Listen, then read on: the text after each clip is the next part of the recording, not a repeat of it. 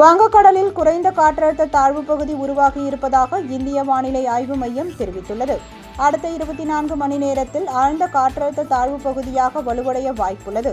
இது வடமேற்கு திசையில் வடக்கு ஒடிசா, அதனை ஒட்டிய மேற்கு வங்கம் கடற்கரை பகுதிகளை நோக்கி நகரக்கூடும் என்று இந்திய வானிலை ஆய்வு மையம் தகவல் தெரிவித்துள்ளது. இதன் காரணமாக தமிழகத்தில் அடுத்த சில நாட்களுக்கு மழை நீடிக்கும் என்று தெரிவிக்கப்பட்டுள்ளது.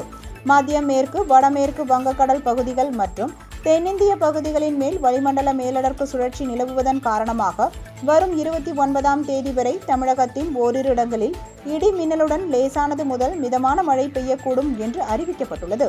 அதன்படி தமிழகத்தின் பல்வேறு மாவட்டங்களில் லேசானது முதல் மிதமான மழை விட்டுவிட்டு பெய்து வருகிறது.